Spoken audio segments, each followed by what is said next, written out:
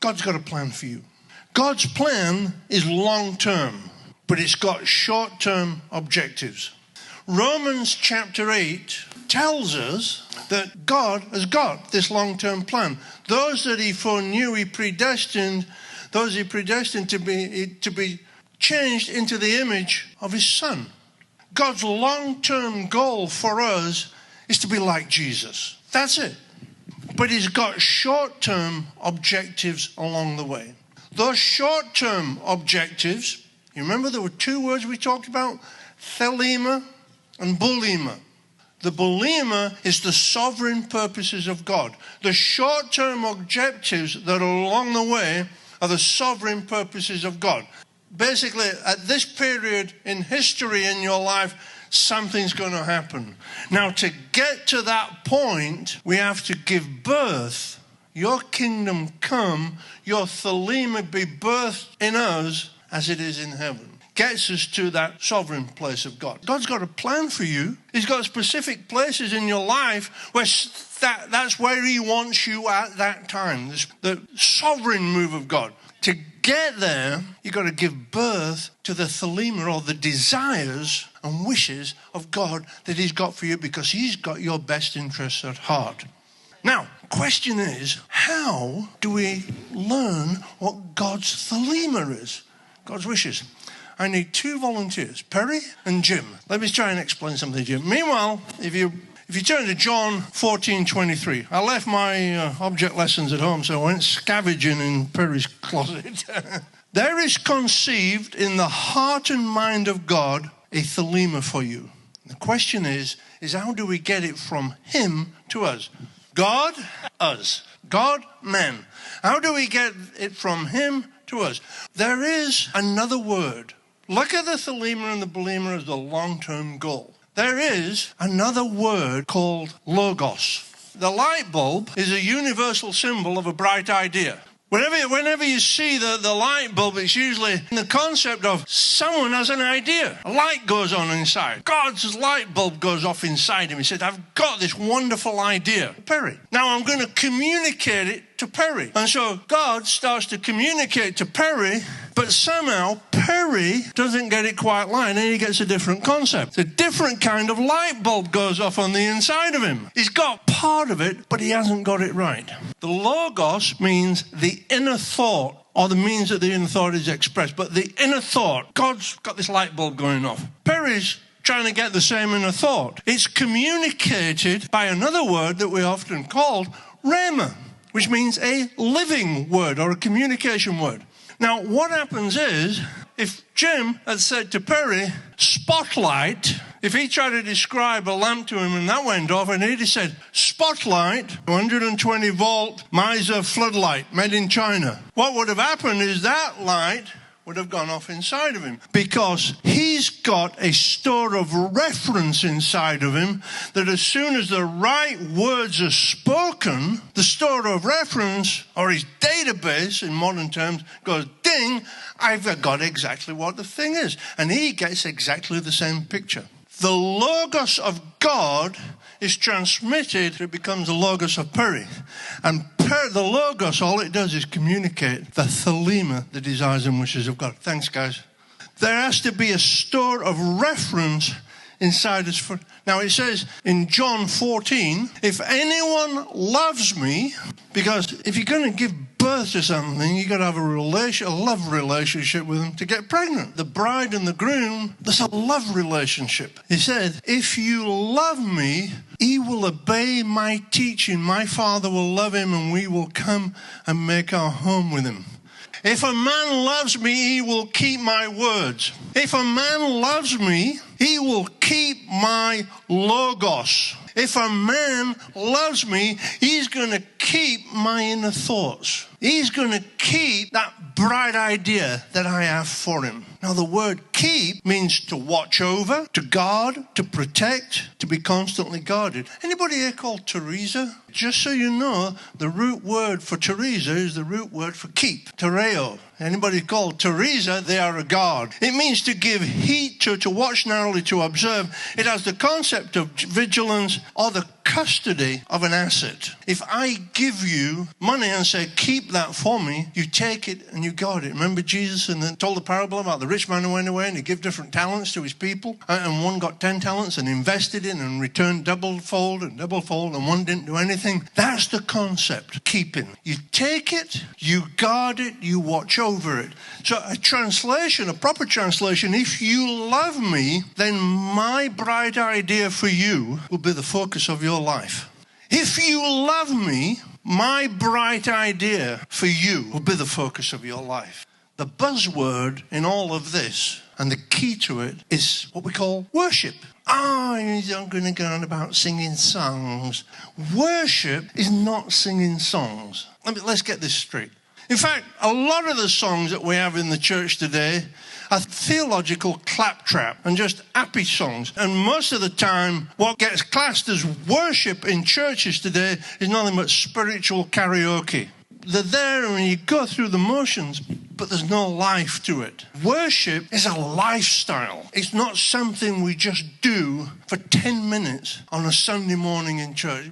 Happy clappy songs. Let's get that straight right now. I've got nothing against happy clappy songs. I love them. And I love some of the dynamic worship songs. And some of the theological stuff I see up there, I go, oh, Lord, deliver me. It describes a lifestyle. And there's two aspects to a lifestyle of worship. There is the objective and there is the subjective. That means the emotional subjective and the not so emotional objective. All that thought. There is the groom and there is the bride. Ephesians chapter 5, verse 22 to 33.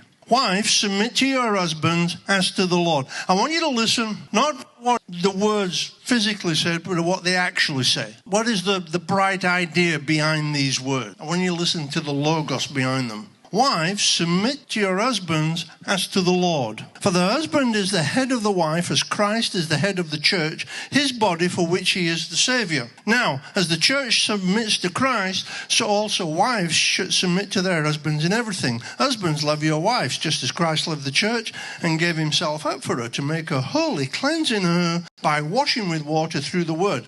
See the logos there? He's talking about the church and its bridal relationship to the groom as the ultimate example. That's the logos. That's the bright idea here. It's the church and its relationship to the bridegroom, to Jesus, to Christ. In the same way, husbands ought to love their wives as their own body. He who loves his wife loves himself. After all, no one ever hated his own body, but he feeds and cares for it just as Christ does the church. For we are members of his body. For this reason, a man will leave his father and his mother and be united to his wife, and the two shall become one flesh.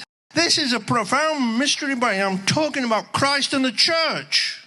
There is a one flesh relationship between Jesus Christ, the bridegroom, and his church, the bride. Just as there is a one flesh relationship between a man and a wife. It's not a horse with two heads type one flesh relationship. It doesn't mean one physical body. The word sarx can mean many things. When the logos went off in me, it was one personality. You start a sentence, your wife finishes it. Often your wife will start it and finish it. Sometimes men will start and finish it. Someone has always got to get the last word. But a one flesh is something you can't describe, but you know it when you're in it. You can't describe it, but you should do experience it. And there's a one flesh relationship between Jesus Christ and his church. Now listen to this. Throughout that passage, he compared the relationship of Christ to the church to a man to his wife, physically, naturally. The two are interrelated. The two are connected. There's a direct correlation. The success and failure of one is dependent on the success and failure of another. The success and failure of the one flesh relationship between the bride and the bridegroom, Christ and the church, is totally dependent on the success and failure of the one flesh relationship of his people. You and me and our husbands and wives.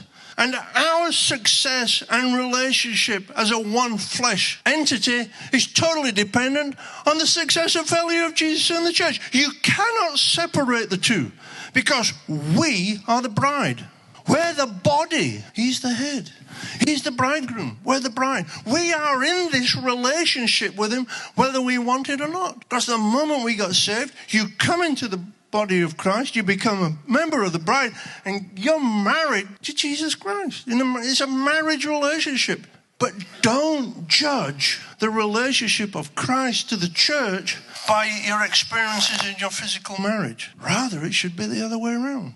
In the married people's group this fall, we studied all about the languages, love and marriage. It was a great time. We're going to be continuing in January, and it's going to be interesting to see where we go next with it. But for all the failures that we have physically, there is a standard that we can look to, and that's the relationship between Christ and the church. Now, one of the problems we also have is because they are interrelated, we judge the church and Jesus Christ based on our natural experiences, when it should be the other way around. So the standard, and we bring Christ down to it, where he sets a standard and wants us to bring us up to it.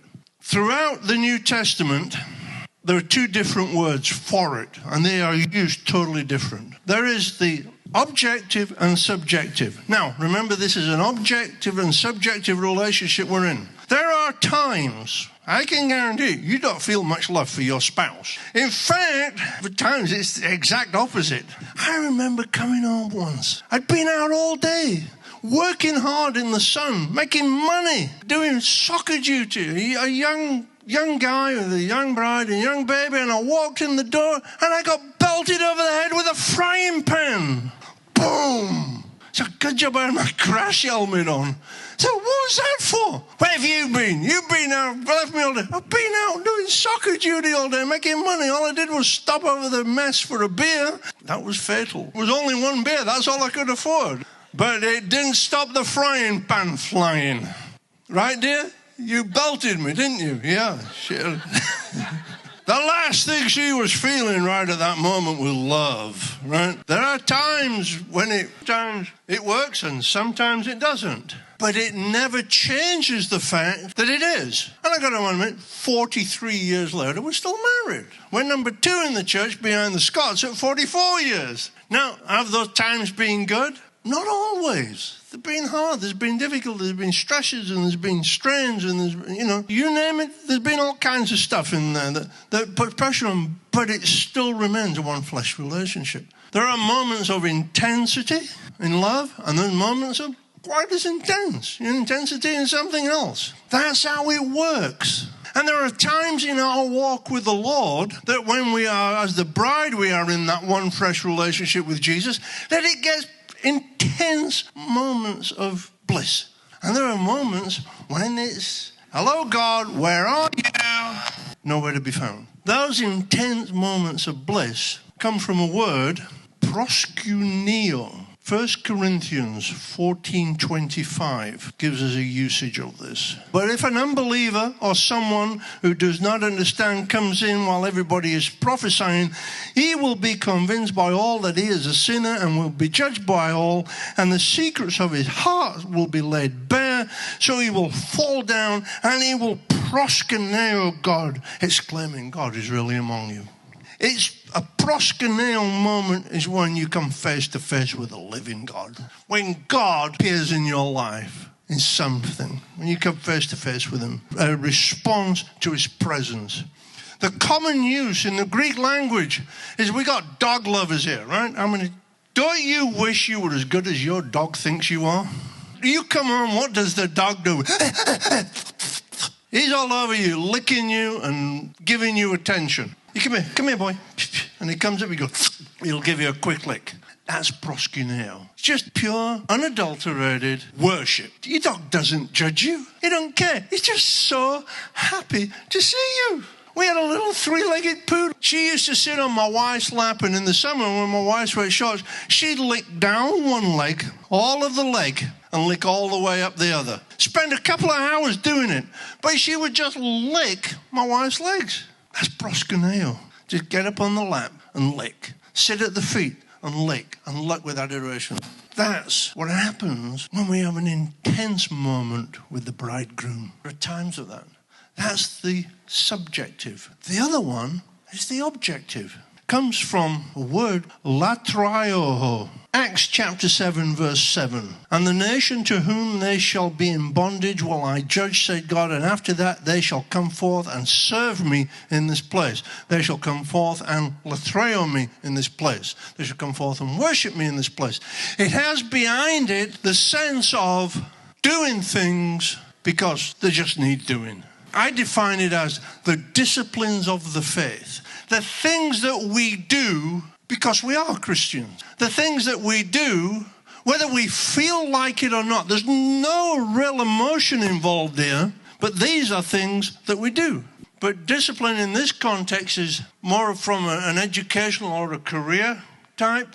What is your discipline? Mathematics.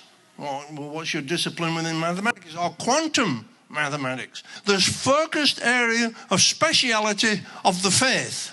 Certain things that we are expected to do. The Logos, God's got a bright idea for us. Remember the bright idea? He's got a plan for us. To get that bright idea implanted into us and get us on the path, there's certain things that we are just plain expected to do, whether we feel like it or not.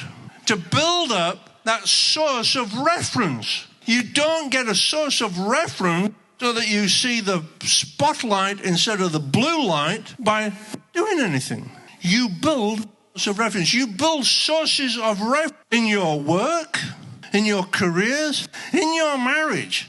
If after 43 years I did not have a source of reference from my wife, I'd be in big trouble.